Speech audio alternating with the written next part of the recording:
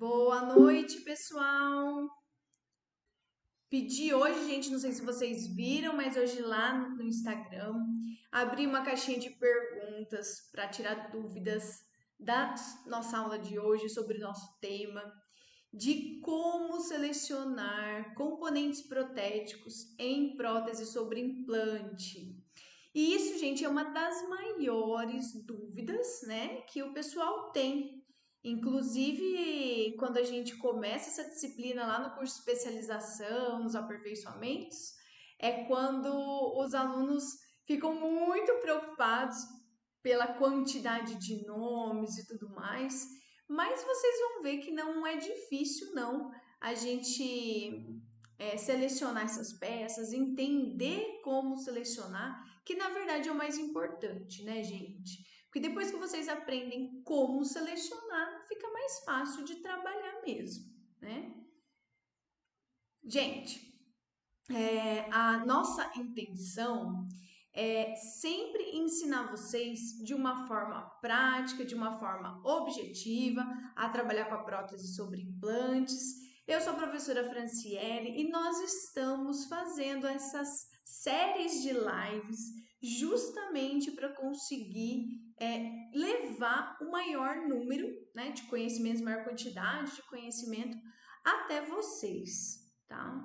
Então, eu vou começar a nossa aula de hoje, gente. Então, esse tema, gente, foi sorteado na segunda-feira. Então, há um tempo atrás, eu também tinha aberto uma caixinha de perguntas pedindo, né, sugerindo para que vocês sugerissem alguns temas para que a gente pudesse comentar, para que a gente pudesse abordar em relação à prótese sobre implantes, e esse foi um dos temas sugeridos e que foi sorteado na segunda-feira. Então, eu vou colocar a apresentação aqui para vocês. Vamos lá, pessoal. Bom, o mais importante, gente, selecionar faz parte do processo, né? Mas a gente precisa entender o que são os componentes protéticos, porque não adianta nada eu selecionar se eu não sei para que serve, se eu não sei como utilizar, não é verdade? Então, ali está uma definição para vocês. Componentes protéticos. O que a gente chama de componente protético, gente? São peças ou dispositivos utilizados sobre os nossos implantes como dispositivos de transferência. Então, peças, gente, que servem para a gente transferir a posição dos nossos implantes ou a posição dos nossos intermediários para o laboratório poder trabalhar sobre eles. Então, eles também são considerados componentes protéticos. É, Copings também são chamados de copings, gente. Então, quando vocês ouvirem essa nomenclatura, também é um tipo de componente protético. Algumas empresas chamam de base, base para isso, base para aquilo. Também é um tipo de componente protético. Então, todas essas nomenclaturas são resumidamente, gente, peças, tá? Peças que vão ser utilizadas ou pelo dentista ou pelo laboratório para fazer as próteses sobre implantes, tá? Então, desde o componente, desde a peça de moldagem até a peça que a gente usa para enviar para o laboratório, a gente considera que é um tipo de componente protético, tá? Dando sequência, gente, nós precisamos saber a importância desses componentes protéticos. Então, o sucesso, gente, como está ali para vocês acompanharem no slide, o sucesso da nossa restauração protética, da durabilidade do nosso caso, né, depende de quê? Da precisão e da adaptação dessas peças sobre os nossos implantes. Então, cada peça, gente, vai ter o seu nível de importância.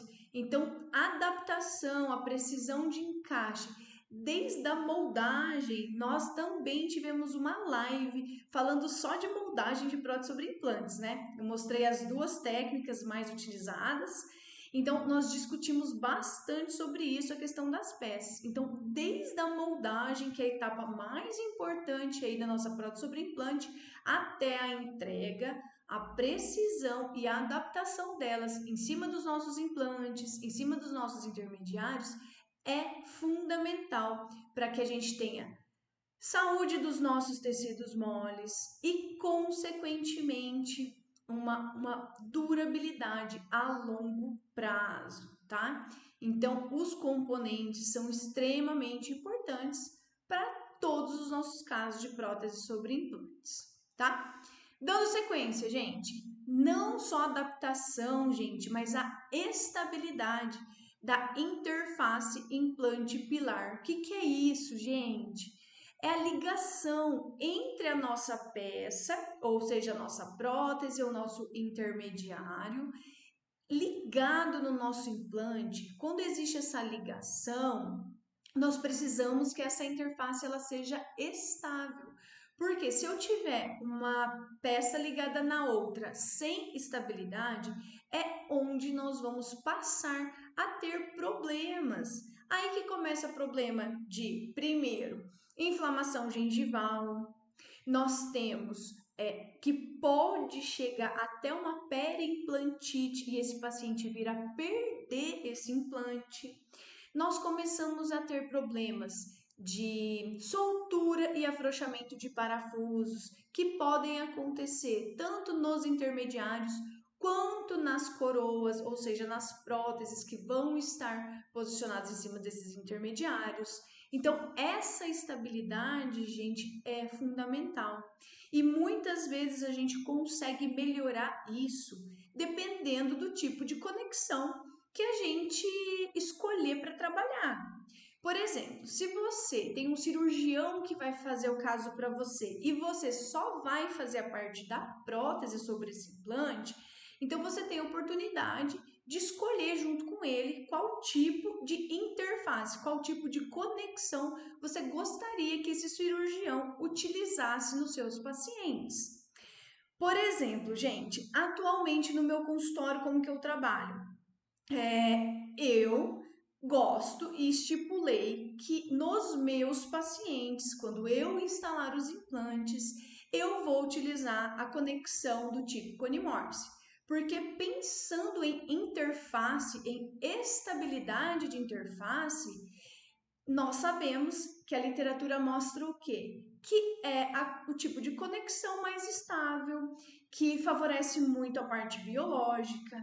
Então, quando eu posso optar, eu opto pela conexão do tipo Cone Morse, tá?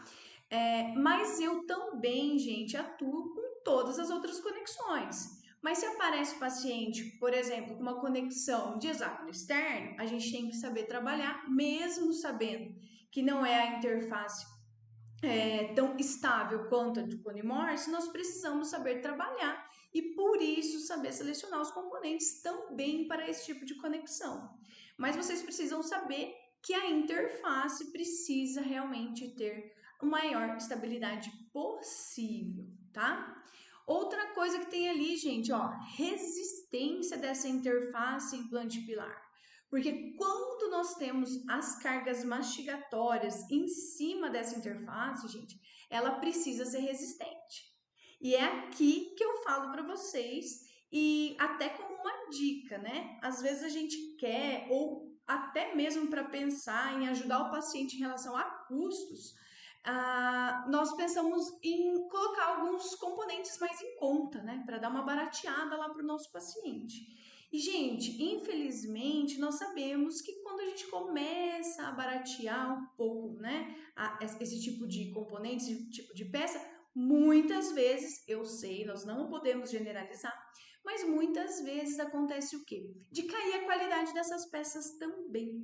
Então, eu não arriscaria, gente, esse tipo de economia, tá? Até porque o seu nome está envolvido nisso daí, né? No desenvolvimento, na durabilidade, a não ter problemas recorrentes no consultório. Então, eu acho que não é uma boa economia. Então, o interessante é vocês trabalharem com componentes de qualidade, gente, para que vocês tenham realmente uma durabilidade do caso e o menor número de problemas, de intercorrências, do paciente ficar retornando no consultório de vocês, que é o que ninguém quer, né? Ninguém gosta que o paciente fique retornando lá para reapertar parafuso. Então, é o tipo de economia que às vezes pode sair um pouco caro lá na frente. Então, procurem utilizar componentes de qualidade, tá? Nos pacientes de vocês, que ele vai ter a resistência adequada durante a função mastigatória. Dando sequência aqui, pessoal, vou falar agora de componentes, gente, vamos dizer assim, específicos, tá? Vamos falar de intermediários. Intermediários protéticos são componentes, ou seja, dispositivos, são peças, gente, utilizadas para fazer o quê? A ligação entre o nosso implante e a nossa prótese. Então, nós vamos ter uma peça lá entre o nosso implante e a coroa, ou uma protocolo, ou uma prótese múltipla, tá? Vocês também vão ouvir ou vão ler, gente, esses seguintes nomes que eu coloquei ali para vocês, ó. Os intermediários também são conhecidos como conexões ou conectores, como abattements, e também são chamados de componentes transmucosos. Então, se vocês lerem, ouvirem alguém comentar, não fiquem muito preocupados, tá? Porque tudo significa a mesma coisa. E as empresas acabam mudando para personalizar, enfim, as suas peças, os seus intermediários, mas na verdade, gente, eles são utilizados com o mesmo objetivo, tá bom? Então, quando vocês ouvirem intermediários, são essas peças específicas que ficam entre os nossos implantes e as nossas próteses, tá? E componentes já é uma coisa um pouco mais geral. Bom, gente, começando pelos componentes mais básicos que nós temos, porque afinal o tema da nossa live é como selecionar componentes em próteses sobre implantes. Então eu gostaria de iniciar com vocês do componente mais básico. Daí vocês podem me perguntar, Fran, mas esse componente, né, eu já tenho um pouco de conhecimento, esse componente chamado cover, que é esse primeiro que eu estou mostrando para vocês ali no slide, não é o cirurgião que normalmente utiliza? E eu falo para vocês, normalmente é, gente, mas quem trabalha com a parte da prótese precisa saber reconhecer desde os componentes mais básicos até os mais avançados para conseguir trabalhar com eles de forma correta, saber pelo menos identificar e saber para que serve. Então, por isso que eu estou começando lá da primeira pecinha que a gente normalmente aprende, tá? Então, ele está aí, gente, chamado cover screw, tapa implante, também conhecido como parafuso de cobertura. Então, gente, é a mesma coisa. As empresas colocam nomes diferentes e é isso que às vezes os alunos acabam achando que a prótese sobre implantes é um bicho de 7 cabeças, que é muito difícil, que não consegue entender, mas na verdade, gente, é apenas nomenclatura. Quando vocês começam a ter afinidade com determinada marca, começam a utilizar, vocês vão conseguir entender todas as soluções protéticas daquele sistema. E aí você também vai conseguir comparar com outros sistemas que possivelmente vão aparecer no seu consultório para que você saiba e entenda que, mesmo com nomes diferentes, a indicação muitas vezes é a mesma, tá? Então, para que serve o cover, gente? O cover, a gente trabalha com ele naqueles casos que nós vamos colocar os implantes, ou o cirurgião que você trabalha vai colocar o implante no seu paciente e você pediu para ele que você vai fazer em 2 etapas cirúrgicas, ou então, juntamente com ele, você decidiu, né, ou não deu carga nesse implante e você vai precisar que esse implante se integre, ou seja, passe aí pelo esse tempo de cicatrização, que esse termo é mais fácil aí dos pacientes entenderem, né, para nós.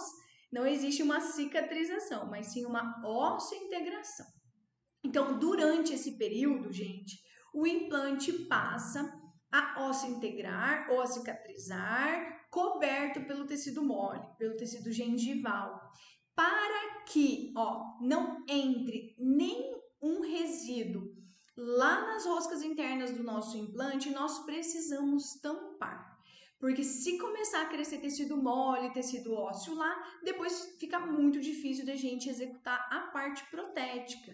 Então, gente, o cover, ele é uma tampa de proteção, tá? E se vocês acompanharem ali no slide, o que está escrito? Permite que os tecidos periimplantares cicatrizem sem que o implante sofra cargas durante esse período que nós teoricamente não queremos, tá? Porque se ele não teve um travamento a ponto de suportar uma carga imediata, então a gente não quer que ele realmente receba essas cargas precocemente. E o tapa-implante protege o conduto do implante para que não ocorra a invaginação, ou seja, o crescimento desse tecido mole lá dentro do nosso implante, não forme tecido ósseo sobre a plataforma desse nosso implante e impeça até mesmo a entrada de biomateriais, ou seja, gente, de enxertos ósseos, porque nós também não podemos ter nada de osso lá dentro do orifício do nosso implante, porque também depois interfere na parte protética. Deixa eu mostrar aqui para vocês, gente, de uma forma prática, essa peça para vocês entenderem. É interessante quando a gente consegue ver na prática como que funciona, né? Não só aí no slide. Falando em componentes, né? O tanto que tem aqui já na minha mesa para eu mostrar para vocês. Bom, gente, então vamos lá. Primeira peça que nós estamos conversando, então, se chama tapa-implante ou cover, ó. Então, esse daqui é um cover, ou seja, um tapa-implante de hexágono externo, gente. Nesse caso aqui, eu estou utilizando, em algumas empresas, a chave de conexão, gente, é uma chavinha de 0,9 milímetros, tá? Uma chavinha hexagonal de 0,9 milímetros. Vou encaixar ela aqui para vocês verem, tá? O que vocês têm que tomar cuidado quando estiver usando essa chave?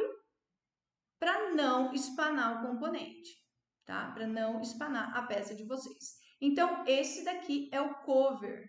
Como que ele vai, gente, lá na boca do paciente? Então, imaginando que o seu cirurgião já instalou os implantes, certo? Ele vai lá e ele vai tampar, gente.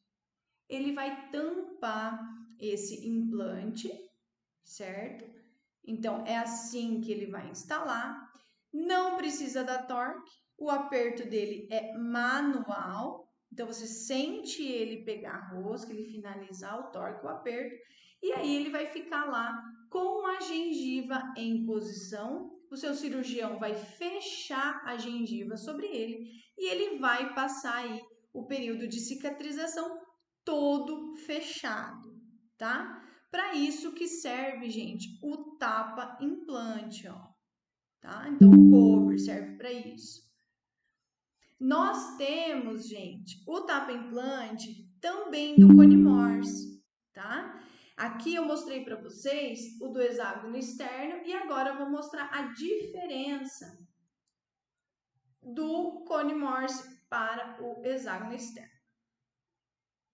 Que são hoje, gente, atualmente, as duas conexões mais utilizadas, tá? Então, eu vou mostrar aqui para vocês. Esse aqui, gente, é o cover ou tapa implante do cone Morse.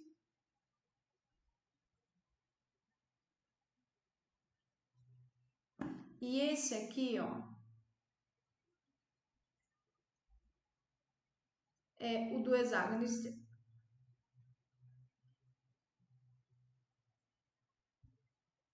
Conseguem ver ali, gente? Se tiver muito ruim a imagem, vocês me falam, tá? Vai falando comigo, por favor. Então, olha lá a diferença, gente. Então, o do cone Morse, eu tenho realmente, ó, um pescocinho que eu não tenho no hexágono externo, tá? Eu tenho um pescocinho em formato de cone, certo? Que difere ele do hexágono externo, tá? Deixa eu tentar focar melhor aqui para vocês, gente. Olha lá, tá? Normalmente, a chave de conexão para o cover do cone Morse é 1.2 e não aquela 0,9. Então, gente, o cirurgião vai colocar da mesma forma. Ó, vai colocar lá.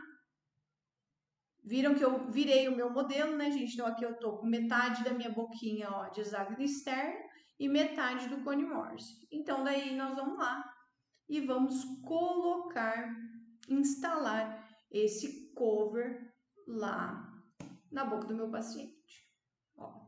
Então, vocês percebem, gente, que eu em momento algum falei de altura até agora, né? Não falei nada de altura com vocês. Falei apenas que é uma tampinha, ó. Então, gente, a maior parte dos covers, tá? Que a gente trabalha, você não precisa escolher altura nem diâmetro, tá? Eles são peças baixas, justamente para não interferirem em nenhuma parte de cicatrização, de nada, tá? Então é uma peça muito tranquila de se usar. Por que vocês precisam saber quem vai trabalhar com a prótese, gente? Pacientes que perderam há muito tempo os dentes, né? Principalmente na região posterior de mandíbula, que possuem tecido gengival muito fino e curto, então ele não tem nem altura, nem profundidade de gengiva e nem espessura. O que acontece, gente? Às vezes o cover fica exposto durante esse período de cicatrização. E quando ele fica exposto, você precisa saber identificar. Poxa, se o meu cover, gente, está exposto, como eu mostrei aqui, por exemplo, para vocês, ó, e eu vou até colocar ele de novo, porque eu acho que vale muito a pena mostrar. Eu acho que vale a pena mostrar para que vocês entendam, ó. Então, isso daqui é um caso típico, ó, um caso típico de implante raso. Então, o que acontece aqui, gente? Ó, eu não tenho gengiva suficiente para cobrir ele. Então, quando vocês baterem o olho e verem uma tampinha assim, ó, que não tem nenhuma medida, é rasa, tá? O que acontece? É o cover, tá? É só uma tampinha de proteção. Então, você já sabe, só de olhar, que você não tem tecido mole para cobrir, gente. Nada que você colocar ali. Tá? Então já vão pensando nisso, já vão começando a entender isso daí. Então, se eu estou enxergando o meu cover, eu estou com um implante raso. E isso faz diferença na hora de você selecionar o seu componente protético. Dando sequência. Então, esse é o cover, um aperto apenas manual, não é necessário dar torque na catraca. Então, é muito fácil de usar. Para soltar também é muito fácil. Então, você vai soltar ele manualmente, tá bom? Olha lá, gente, duas fotos, duas imagens, então, da instalação de um implante que vocês estão vendo na primeira imagem, tá? Então, o implante recém-instalado. A segunda imagem é o quê? O cover ou o tapa-implante. Então, ele foi colocado ali, o cirurgião vai, fecha ele de novo e o paciente vai cicatrizar. Dois tempos cirúrgicos, por que a gente fala assim? Porque ele vai precisar de uma segunda cirurgia, que a gente chama de cirurgia de reabertura, para expor esse cover novamente. Nós vamos removê-lo e colocar um segundo componente, uma segunda peça aí, para ele passar o período de cicatrização já aberto, tá bom? Vamos lá, gente. A segunda peça, tá? Que nós vamos colocar após o segundo tempo cirúrgico, ou seja, gente, após a cirurgia de reabertura, se chama cicatrizador, tá? Ele também compõe os componentes básicos. Então, qual que é a diferença dele, gente, com o cover? A diferença é que ele passa a ter altura para a gente escolher.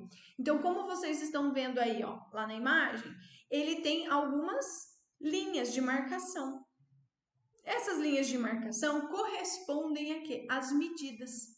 Medida do que, gente? A medida da gengiva. Então, quando vocês forem selecionar um componente como esse, né, de cicatrizador, vocês precisam ver a altura que está a gengiva de vocês e o cicatrizador sempre precisa estar 1 milímetro acima da sua gengiva.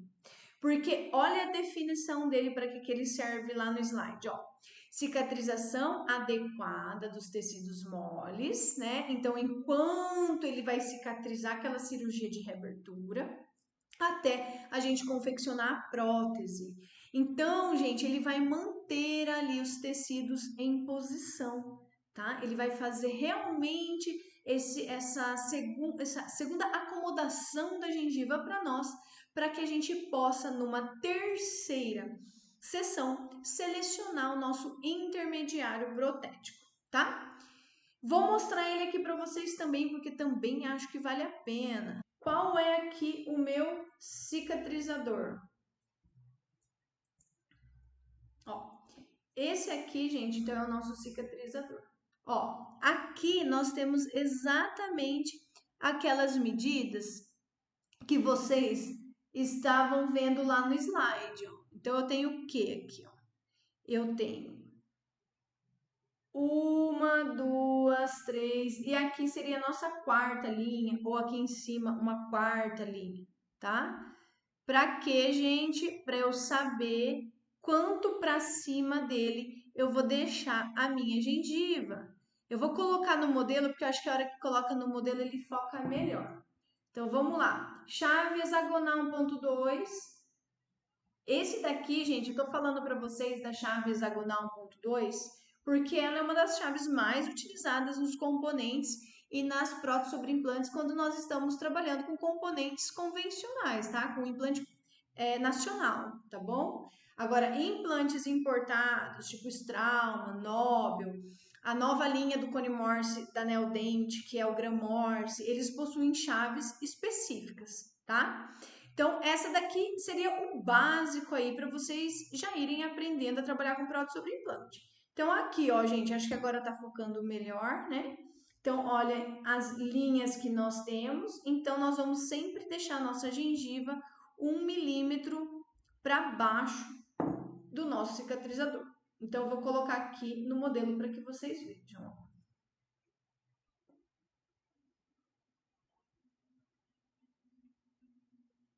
Colocar bem rapidinho. Olha lá, gente. Então, aqui, ó, por exemplo, esse cicatrizador, ó, ele tá um pouco alto até, ó, se você for ver. Tá? Ele tá bem alto para a altura dessa gengiva aí. Então, eu tenho sempre que deixar um pouco de componente, então um pouco do meu cicatrizador, tá? Para cima realmente da minha gengiva. Então, como que vocês vão escolher, gente? Vocês vão medir essa gengiva. Como que vocês vão medir essa gengiva?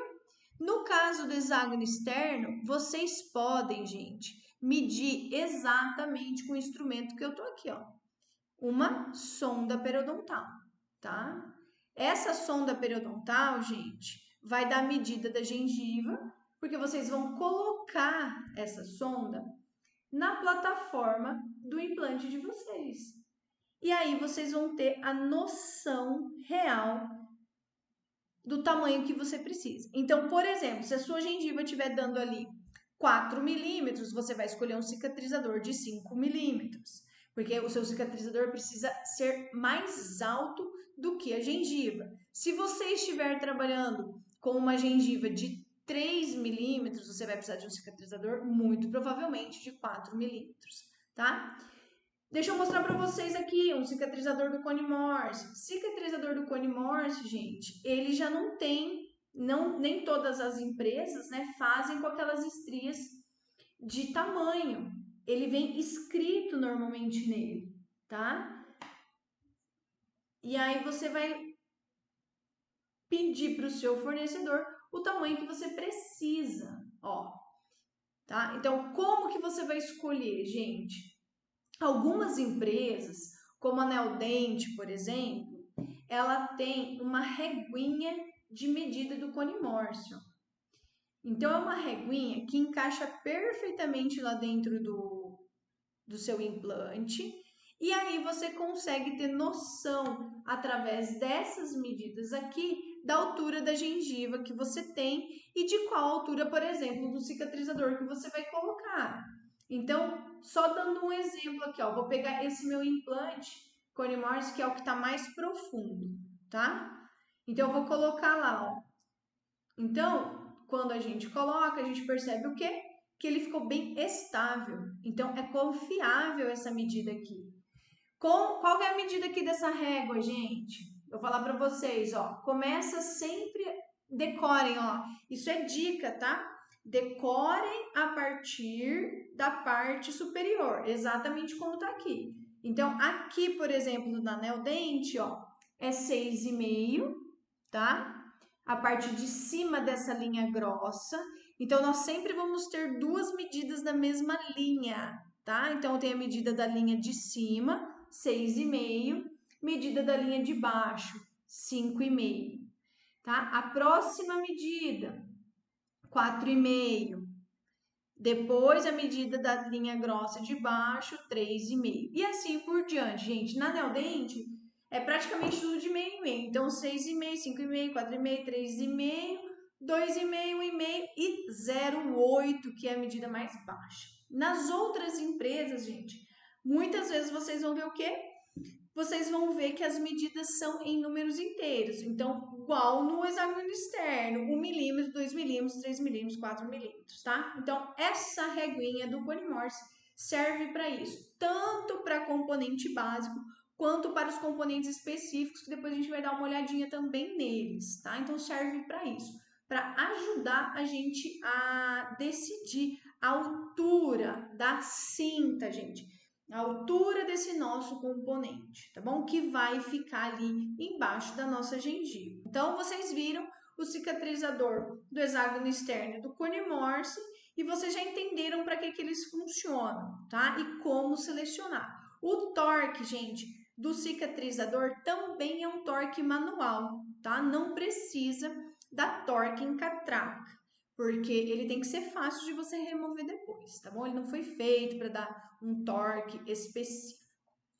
Vamos lá, mais um componente, gente. Olha o cicatrizador nessa imagem.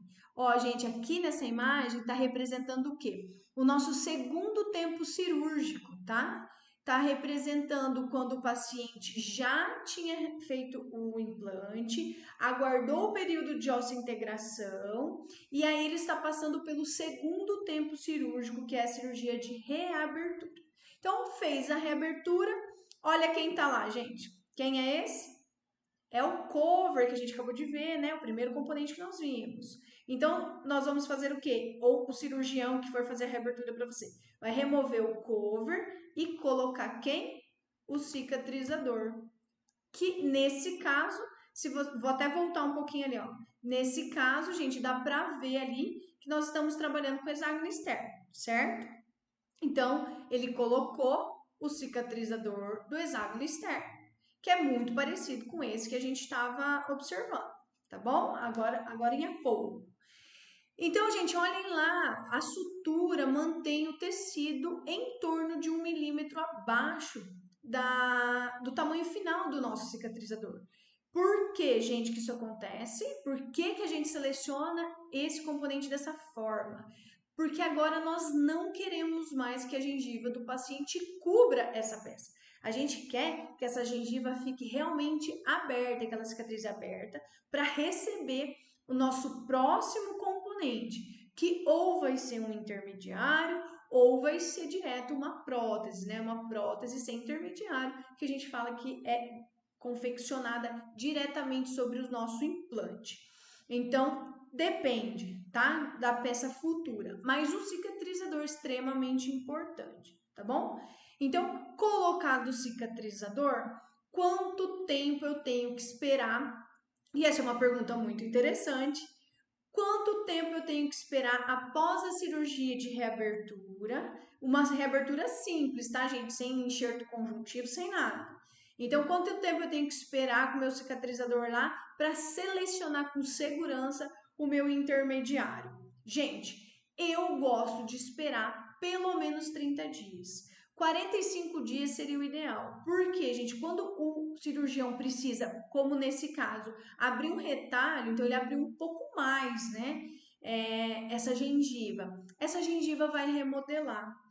E na verdade verdadeira, se a gente for ver lá na pério mesmo, indica-se 90 dias, né? Para que a gente consiga uma maturação desse tecido, uma maturação ideal. Mas 45 dias, dependendo de como foi a cirurgia, é seguro você selecionar o seu intermediário, tá?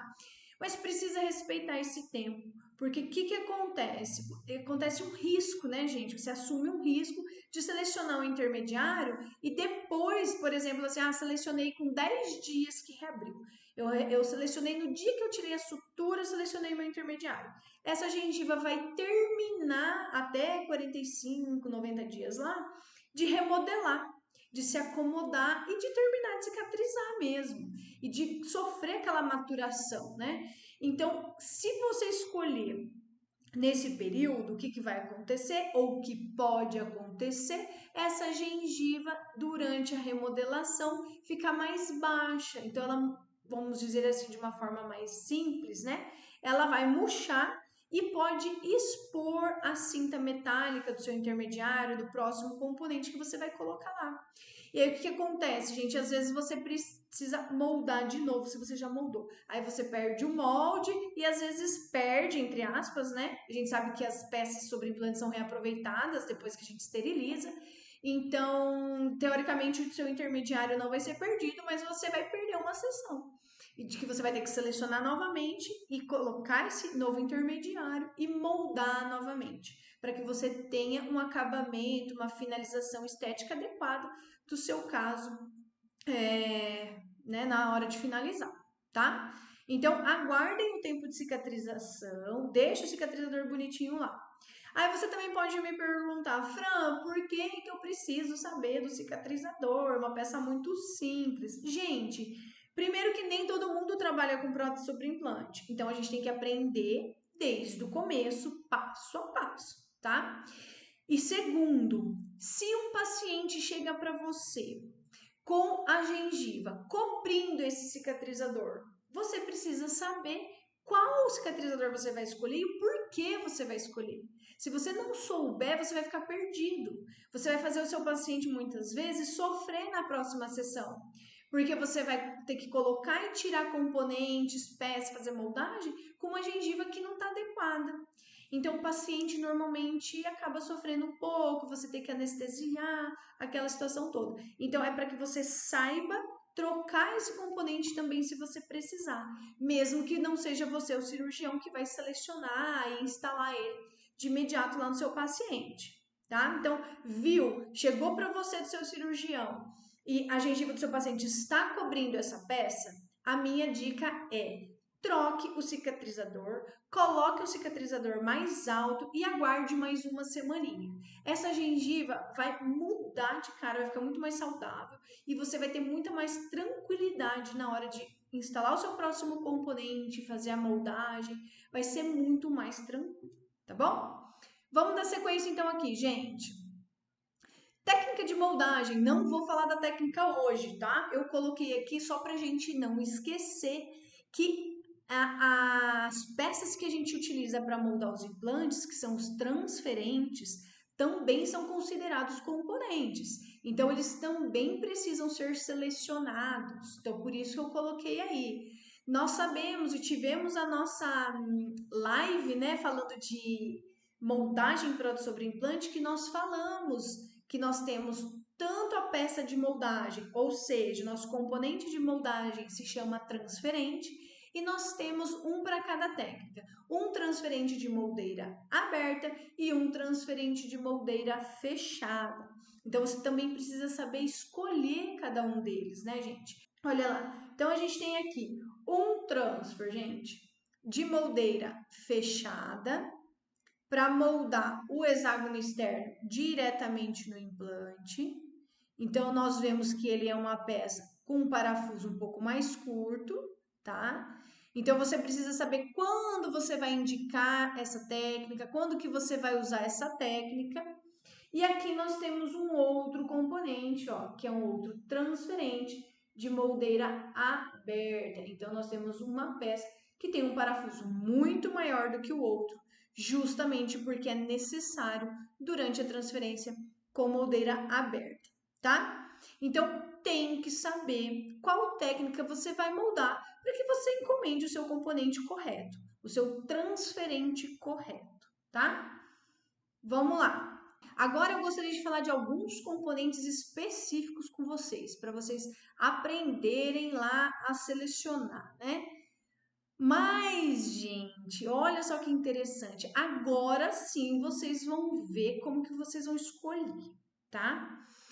Gente, o que diz muito sobre qual componente, qual intermediário? Vamos falar de intermediários agora, tá? Estamos falando de componentes específicos chamados intermediários. Então, são aquelas pecinhas que vão ficar entre o nosso implante e a nossa prótese. Como que eu vou escolher, gente? A primeira coisa que vocês precisam ver é a posição desse implante. Como que que a posição do implante vai influenciar? Bom, gente, já vai determinar para você muita coisa. Se esse implante está bem posicionado, ou ele está posicionado para uma prótese parafusada, como que eu sei, gente? Nós falamos isso lá no nosso webinário. Nós fizemos um webinário em abril que nós comentamos de próteses cimentadas e próteses parafusadas. Então, quando ele está posicionado para uma prótese parafusada, nós já eliminamos metade dos componentes que nós temos. Quando ele está posicionado para uma prótese cimentada, nós eliminamos mais metade dos componentes e só fica as da cimentada. Deixa eu mostrar aqui a questão da posição para vocês. Por exemplo, gente, esse daqui foi instalado propositalmente, tá? Eu vou colocar a reguinha do Cone Morse nele para vocês verem, ó, justamente para aprender a fazer prótese cimentada aqui, ó. Então, qual que é, gente, a inclinação desse implante aqui, ó? Tá vendo? Ele tá vestibularizado em relação aos outros dentes. Se você for olhar a borda incisal dele, ó, ele tá saindo na borda incisal quase que um pouquinho passando até esse aqui. Então, num caso desse, gente, quando você dá uma olhada na posição do seu implante, você já tem noção de se ele vai ser uma prótese cimentada e uma parafusada. Aí você já vai saber mais ou menos quais componentes vocês têm disponíveis para fazer um tipo de prótese ou outro tipo. Por exemplo, gente, olha esse aqui, ó. Só para mostrar a posição. Esse aqui, que é um dentinho posterior, ó, ele está bem posicionado para uma prótese parafusada. Como que eu sei, gente? Porque só de olhar aqui, imaginar o meu arco continuando aqui, ó, eu vejo que muito provavelmente ele está saindo na face oclusal do nosso dente, bem no meio da face oclusal, tá? Que essa é a posição correta lá do nosso implante para prótese parafusada quando a gente quiser fazer, que é igual tá aqui, ó, tá? Então eu sei que está favorável para trabalhar com uma prótese parafusada. E quando ele sai, gente, na vestibular, como é o caso aqui, ó, ou na borda incisal, que eu tenho uma peça aqui, ó, eu já sei que eu vou ter que trabalhar realmente com uma prótese cimentada, tá? Então, a posição do implante fala muito pra gente em relação a qual componente nós vamos selecionar, tá? Olha lá, gente, essa imagem. Que bacana! Essa imagem aí é maravilhosa. Nós temos aqui, ó, gente, um implante hexágono externo posicionado para uma prótese parafusada, e aqui do outro lado nós temos um implante. E olha que legal, um é plataforma hexágono externo e um é plataforma Cone Morse. Plataforma não, né, gente? Eu nem gosto de falar assim, eu gosto de falar conexão. E um é conexão Cone Morse e está posicionado para uma peça cimentada. Então, é possível trabalhar das duas formas, com os dois tipos de conexão, com os dois tipos de prótese, tá bom? Tanto um quanto o outro, gente. Mas o que manda, nesse caso, é o planejamento, tá? Então, só para vocês verem qual é a posição e, de acordo com a posição, eu vou me direcionar para um tipo de componente ou para outro tipo de componente. Isso faz parte de você entender para que você saiba selecionar corretamente os seus componentes, tá? Outra coisa importante, gente, é espaço interoclusal. Os componentes, os intermediários para as próteses parafusadas são sempre mais baixos, gente. Deixa eu colocar um aqui para vocês verem. Para as próteses cimentadas, eles costumam ser mais altos. Eu vou colocar aqui um do ladinho do outro para que vocês possam comparar, tá? Vou mostrar aí para vocês. Esse daqui, essa pecinha que eu tô colocando aqui para vocês, ó, ela se chama mini pilar cônico, tá? E eu vou colocar ele aqui, ó. Ele é um componente indicado para prótese parafusada múltipla, tá?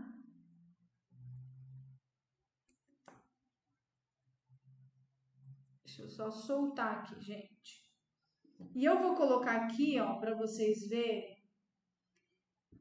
uma peça que é para prótese cimentada. Só para vocês terem uma ideia de diferença de tamanho, ó, de um e de outro. Eu sempre vou precisar de muito mais espaço interoclusal para fazer uma prótese cimentada, gente, do que uma parafusada. Então, é essencial que vocês observem isso no paciente de vocês. Então, primeira coisa, gente, para selecionar, para aprender a selecionar, posição do implante. Provavelmente parafusado, provavelmente cimentado. Segunda coisa, espaço interoclusal. Às vezes, gente, mesmo eu tendo um implante vestibularizado, às vezes o meu espaço interoclusal não permite fazer uma peça cimentada e aí a gente tem que pensar em outras possibilidades. Então, olha lá a diferença entre um e outro, ó, tá? Então, prótese parafusada, nós temos componentes intermediários sempre mais baixos, tá bom? Então, isso daí ajuda muito. E cimentada, sempre espaço interoclusal maior eu preciso ter. Então, espaço interoclusal, quem trabalha com prótese sobre implante não pode deixar de observar nunca, tá bom? Olha lá essa imagem, gente, uma imagem em paciente. No caso dessa paciente, ela tinha um implante com conexão do tipo Cone Morse. Ela tem uma coroa curta e a gente tentou trocar o componente dela para fazer a prótese definitiva. E aí acabou que não coube realmente o componente, ó. Então aqui testando o espaço interoclusal dela, né? Olha lá. Então, esse daqui, ó, um união universal, esse daqui, um pilar Cone Morse. Então, isso daqui é importante vocês observarem. Qual que eu vou ter mais espaço interoclusal para trabalhar? E aí que vocês vão decidir qual componente vocês vão selecionar, tá? Então, coloquem o intermediário, meçam com a sonda milimetrada, peça para o seu paciente ocluir, tá bom? Não esquece, gente, porque senão você só vai perceber isso quando você chegar à sua prótese e aí você começar a ajustar e ver que teve que ajustar demais e chegou no metal ou ficou sem espaço, ficou fim nessa prótese. Então, tentem ver isso antes, tá? Então, espaço interoclusal fundamental, espaço interproximal também, gente. Porque se vocês tiverem um espaço muito limitado e colocar um intermediário com diâmetro muito grande, às vezes não vai caber.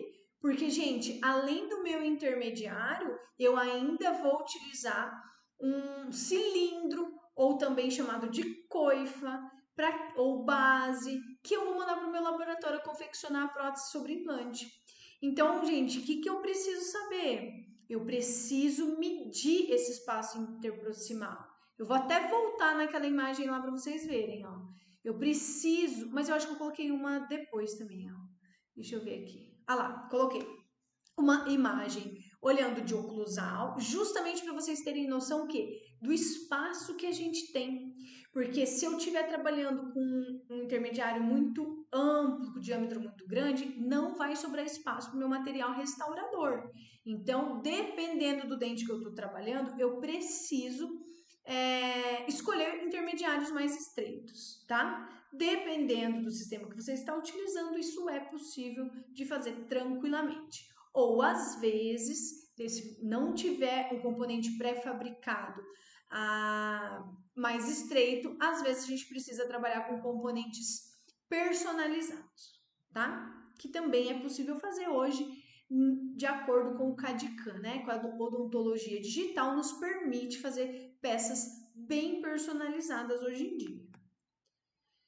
Outro fator importante para você considerar e para você avaliar, gente, quantidade e qualidade de tecido mole. Gente, isso aqui é fundamental. Por quê, gente? Porque isso daqui vai fazer esconder o metal do seu intermediário. Tá? A maior parte dos intermediários são metálicos, esses que já vêm pré-fabricados. E a gente precisa fazer o quê? A gente precisa escolher de forma que ele fique subgengival. Porque se ele ficar supragengival, o que vai acontecer, gente? O paciente não vai gostar, vai ficar o metal aparecendo ali na gengiva. Mas para eu conseguir escolher de uma forma que ele fique subgengival, o meu paciente precisa ter tecido mole. Deixa eu voltar 2 imagens ali para vocês verem, ó. Olha como que o meu intermediário tem que ficar. Ele tem que ficar escondidinho lá para que eu consiga trabalhar o perfil de emergência e fazer com que essa prótese tenha aparência de que ela saia realmente de dentro da gengiva desse paciente. Então, isso daqui, essa outra imagem que vocês estão vendo, é um perfil de emergência sendo trabalhado. Então, gente, se eu não tiver tecido mole, às vezes eu não consigo usar intermediário, tá? Então, às vezes, daí que às vezes a gente acaba tendo que apelar, vamos dizer assim, e trabalhar diretamente nos implantes. Porque quando a gente não tem tecido, a gente não consegue esconder a cinta desses intermediários metálicos, tá? Como é que eu escolho, Fran? Quanto que eu deixo de intermediário subgengival? Gente, vocês precisam deixar de 1,5 mm a 2 milímetros. Eu confesso que eu gosto de deixar 2 milímetros porque eu vou ter tecido mole suficiente para trabalhar o meu perfil de emergência e para dar essa transição entre o dente, né, a prótese e a nossa gengiva de forma natural e vai dar a impressão que o dente realmente sai de dentro daquela gengiva e de que não é um implante, né? De que não é uma prótese, gente. Então, nós conseguimos dar naturalidade para esse caso. Então, é assim que vocês escolhem. Deixa eu mostrar para vocês aqui, ó, um que tá alto. Vou até usar o que a gente mostrou agora há pouco, ó, do cimentado e do parafusado. Por exemplo, gente, nesse caso aqui, ó, agora focou melhor. Ó, nesse caso aqui, o que acontece? Se eu venho aqui, ó, e coloco a minha prótese, que ela vai parar aqui que é o stop desse munhãozinho, tudo isso aqui vai ficar aparecendo, ó. Se eu venho aqui e instalo a minha prótese nesse componente aqui, ó, tá? Tudo isso aqui vai ficar aparecendo. Então, como que eu seleciono isso, gente? É igual eu falei para vocês, no hexágono externo você vai medir lá com a sua sonda periodontal para ver quanto de tecido mole você tem. E aí, por exemplo, se você tem uma gengiva lá com 4 milímetros, você vai escolher muito provavelmente um intermediário de 2 milímetros para que ele fique 2 milímetros subgengival, que seria aí o ideal, tá? Então, tentem evitar as cintas metálicas, ó, ficarem aparecendo nos pacientes de vocês, certo? Então, por isso que o tecido mole, gente, quantidade e profundidade é importante na hora de você selecionar o seu intermediário protético, tá? Falamos de quantidade e de tecido mole. Vamos falar lá. Fran, como que eu decido, né? Se eu vou trabalhar direto no meu implante ou se eu vou usar um intermediário numa prótese parafusada unitária. Eu tenho componente? Até numa outra live me perguntaram, que a gente estava falando também sobre isso, e me perguntaram, né, sobre a UCLA, que é esse componente que está aparecendo nesse caso aí para vocês. Gente, normalmente, UCLA quando a gente vai trabalhar direto no implante, tá? Ouviu o UCLA, você não está trabalhando com o intermediário. Quando nós estamos falando de unitárias parafusadas, você está trabalhando, você vai trabalhar com uma prótese direto no seu implante, tá? No caso de unitárias parafusadas. Tem uma exceçãozinha, mas que eu não vou encher a cabeça de vocês hoje não, que a UCLA ela pode se tornar um intermediário quando nós estamos trabalhando em uma prótese cimentada, mas eu não vou comentar sobre isso agora, tá? Então, quando que a gente não utiliza o intermediário? Gente, normalmente quando a gente tem pouquíssimo espaço protético, então espaço interoclusal, e quando eu tenho praticamente nada de tecido mole, quando eu tenho risco de ficar aparecendo a minha cinta metálica e o meu paciente não vai gostar. Claro que isso tem que ser discutido junto com o seu paciente antes de você tomar a decisão, mas normalmente a gente acaba tendo que utilizar a UCLA. Hoje eu não vou entrar no pormenor se ela é boa, se não é. Eu quero dar uma aula só sobre UCLA também para vocês, porque isso é uma coisa que normalmente os alunos ficam muito em dúvida, né? Quando eu uso intermediário, quando eu trabalho direto no implante. Mas eu já posso adiantar para vocês, e nós falamos isso já em uma outra live também, com ou sem intermediário. E nós vimos que é muito mais interessante a gente trabalhar com intermediários. Então, só nos casos que a gente realmente não consegue instalar um intermediário, que a gente vai trabalhar com uma UCLA diretamente sobre o nosso implante, certo? Então, olha lá, quando trabalhar direto no implante, pouco espaço interoclusal e tecido mole, raso e fino, tá? Quando eu não tenho nem espessura e nem profundidade de tecido mole. E aí, às vezes, a gente acaba realmente tendo que utilizar a UCLA, tá, gente? Como que eu escolho a UCLA, gente? Não tenho que escolher. A UCLA, deixa eu ver se eu tenho um aqui para vocês verem. A UCLA, gente, ela é um componente que ela é assim, ó. Deixa eu ver aqui. Aqui, ó. Ela é um componente que ela não tem altura. Ó, essa daqui é uma UCLA que a gente fala totalmente calcinado. Não deixa de ser um componente protético, também é chamado componente protético, mas ela não tem altura de cinta para a gente escolher. Ela já vem dessa altura aqui, ó. E aí, o que o laboratório vai fazer? Vai instalar ela lá diretamente no implante, por isso que fala direto no implante, sem nada de intermediário aqui. Ele vai colocar o componente lá, né, a UCLA, e vai transformar essa UCLA aqui em um dente, tá? De uma forma muito resumida e muito simplificada. Mas é isso, tá bom? Múltipla parafusada, gente. Múltipla parafusada é esse componente aqui que vocês vão normalmente selecionar. O intermediário mais conhecido é o mini pilar, tá? Ou mini pilar cônico, ou também chamado micro unit. Então, como que vocês escolhem, gente? Vocês vão lá, vão fazer a medida do tecido mole de vocês, exatamente como a gente estava conversando. Faz a medida do tecido mole e escolhe um que fique pelo menos uns 2 milímetros abaixo, escondido, ou seja, gente, a nossa gengiva deveria estar aqui em cima. Aqui, ó. Tá bom? Tem que ficar tudo isso aqui coberto, ó. Tudo isso aqui coberto, tá? É assim que vocês vão escolher. Vamos dar sequência. Então, esse é o componente mais utilizado para múltiplas parafusadas. Outro componente, gente, se chama munhão.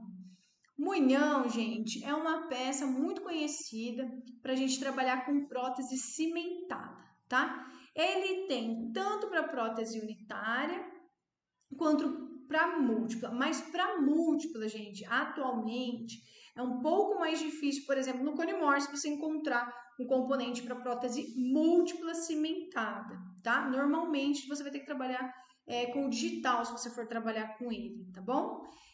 Mas dá para fazer no hexágono externo, dá para fazer, e você não vai poder esquecer nesse caso de realmente avaliar esse espaço interoclusal, que é uma das preocupações maiores quando a gente está selecionando.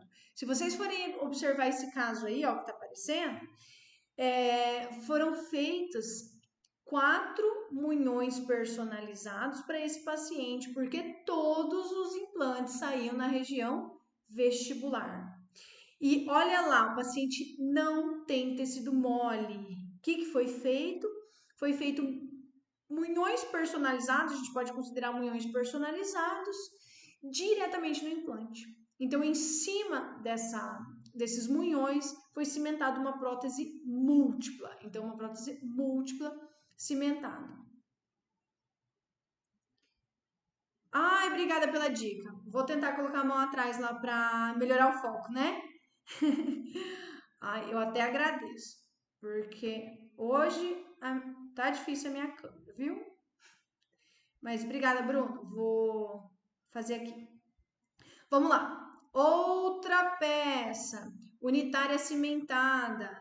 Vocês vão ver, gente, que existem vários tipos, né, de componentes para unitária cimentada. No Cone Morse é um dos componentes que mais tem possibilidades de utilização. Então nós temos como esse que eu mostrei ali. Eu vou tentar fazer de novo, Bruno. Vamos ver se vai dar certo. Olha aqui, ó. Se vocês forem ver esse aqui, ó, esse aqui é um munhão universal, gente. O munhão universal é uma das peças mais utilizadas quando nós estamos trabalhando com Cone Morse. Não vou ficar falando se ele é bom ou se ele é ruim. Eu quero que vocês saibam selecionar. Eles têm várias alturas, gente, de parte cimentável. Normalmente eles têm ou 4 milímetros. Opa, agora foi, hein, Bruno? Deu certo. Obrigada. Ó, eles têm altura cimentável de 4 milímetros ou também de 6 milímetros, que é esse maior aqui, ó. Altura cimentável de 6 milímetros. Então, tudo vai depender do caso que você estiver trabalhando, tá? Nós temos também, gente, a possibilidade de trabalhar com munhões personalizados, como esse daqui, ó, para prótese metal free. Bonitinho lá, tá? Então, gente, vocês podem perceber, estão percebendo, que o jeito de escolher não muda. Nós sempre vamos avaliar as mesmas coisas. O nosso transmucoso, né? Então a quantidade e profundidade da nossa gengiva, espaço interoclusal, posição desse implante, e aí sim nós vamos determinar, tá? Qual é o componente ideal para aquele caso, certo? E aí eu coloquei aqui, ó, só para não esquecer de comentar sobre isso. Quando utilizar componentes rotacionais ou antirrotacionais, que às vezes vocês podem se deparar com esse tipo de nomenclatura pelo fornecedor, né? Às vezes ele vai falar assim, você precisa de uma UCLA, por exemplo, rotacional ou antirrotacional. Então, antirrotacional, gente, os componentes são sempre quando nós estamos trabalhando com próteses unitárias, que elas não podem sofrer nenhum tipo de soltura, não pode girar, não pode acontecer nada desse tipo. Componentes rotacionais, como é o caso daquele mini pilar que eu mostrei para vocês ali, eles permitem um ótimo eixo de inserção das próteses múltiplas, tá? Então, quando eu estiver trabalhando com próteses múltiplas, os meus componentes precisam ser rotacionais. Quando eu estiver trabalhando com unitárias, eles precisam ter a característica antirrotacional, tá? Gente, manda perguntinha aí que nós estamos chegando ao fim da nossa live de hoje, hein?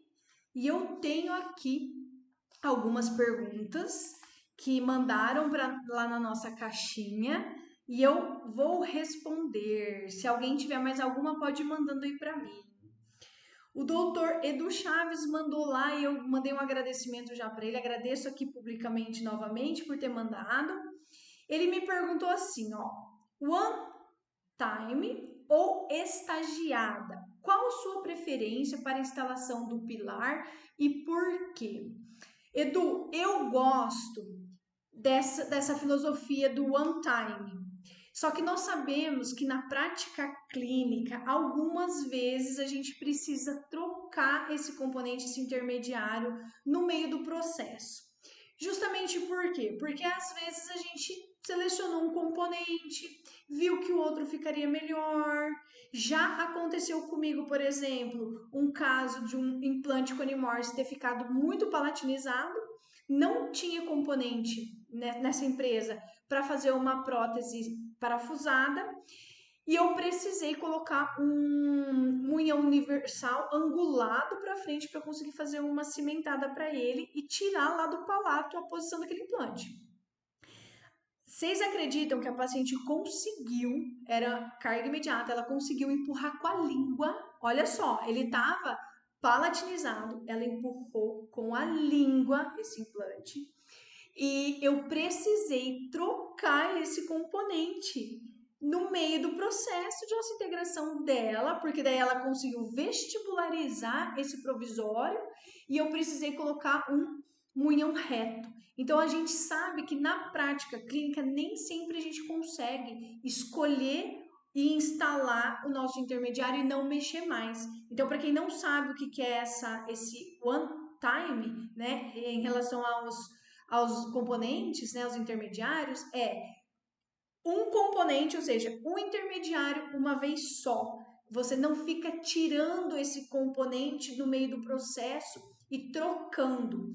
Na literatura, gente, tem vários artigos que mostram que se você faz isso várias vezes, existe uma diferença significativa de remodelação do tecido gengival.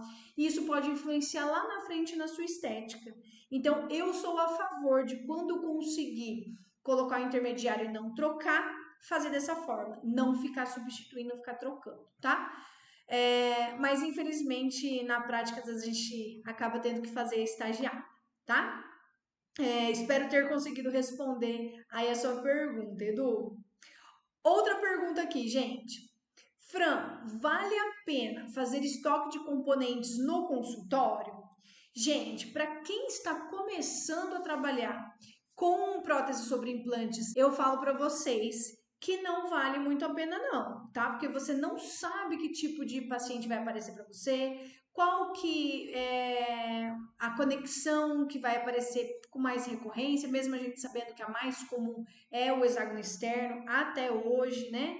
Então, eu acho que não vale a pena estocar, não. Eu mesma, quando comecei, eu esperei aparecerem os casos, a gente começar a fazer os casos e aí eu fui comprando. Ao longo do tempo, gente, é natural que sobre os componentes. E aí sim você vai formando aí o seu pequeno estoque. Agora, clínicas maiores que têm como foco os implantes dentários, que possuem um fluxo de pacientes muito grande, aí vale a pena ter um estoque e de repente consignar isso daí com uma empresa, né, para pagar só o que usa, porque daí você realmente vai precisar ter uma gama maior de componentes lá para poder utilizar nos seus pacientes, tá? Então daí nesse caso eu acho que vale a pena, tá bom?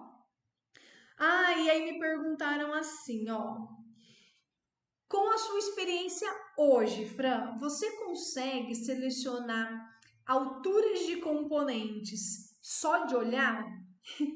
Gente, é muito interessante, né? Muitas vezes sim, gente, mas eu não gosto de correr esse risco.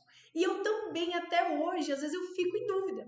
E aí eu faço a medida, assim, exatamente como eu mostrei para vocês, com a sonda ou com o medidor lá do Conimorse, se for Conimorse. Só que eu gosto de ter duas opções de altura. Então eu sempre peço o que eu acho que é e sempre um menor. Então, por exemplo, se eu achar que é o de 2 milímetros, eu vou comprar o de 2 e o de 1. Porque eu sei que uma hora eu vou acabar usando. né? Vai aparecer um paciente, eu vou usar, não vai ficar perdido lá no meu estoque. Então, muitas vezes eu consigo, mas eu prefiro ter a segurança e a certeza através da medida, tá bom? E uma última perguntinha aqui, gente. Fran, você usa UCLA em algum caso? E eu até acho que eu sei por que perguntaram isso, porque eu falo tanto de usar intermediário, né, gente? Vocês que estão aí me acompanhando nessas séries de lives. E infelizmente, como eu falei para vocês, gente, a gente acaba tendo que usar, mesmo sabendo que mecanicamente, biologicamente, não é o melhor componente que a gente tem para trabalhar, mas em alguns casos é o que vai solucionar aquele caso do seu paciente e você vai conseguir entregar o trabalho para ele. O que eu sempre falo é, trabalhou com UCLA, acompanhe esse paciente de perto, checa sempre a oclusão, faça os controles, não deixe esse paciente perdido lá não, tá? Porque se tiver algum problema com a UCLA é um pouco mais difícil de resolver do que quando você realmente tem aí o seu intermediário, tá bom? Gente, nenhuma pergunta além dessas da caixinha? Então eu gostaria de agradecer vocês mais uma vez. Nossa, essa live foi longa, hein, gente? De agradecer vocês mais uma vez. A todos que investiram esse tempo aí em conseguir um pouco mais de conhecimento. Espero ter conseguido passar esse conhecimento para vocês. Lembrando, gente, que vocês podem mandar mesmo depois da live, lembra de alguma coisa, precisa de alguma ajuda com algum caso, me manda lá no direct. Entre em contato comigo que eu sempre tento ajudar sempre que eu posso, tá? A gente tem o canal lá no YouTube, as lives estão ficando gravadas lá. Então, muito provavelmente amanhã, no mais tardar no sábado, entra a live lá para vocês tirarem dúvidas, se vocês precisarem rever, fiquem à vontade. E aproveita, se inscreve no canal, ativa o sininho lá das notificações, que nós estamos colocando conteúdos para vocês lá sempre que a gente consegue, tá bom? Então, gente, muito obrigada pela presença de cada um de vocês. Fiquei muito feliz de ter vocês aqui. Então, até a próxima, gente. Até semana que vem. Beijão!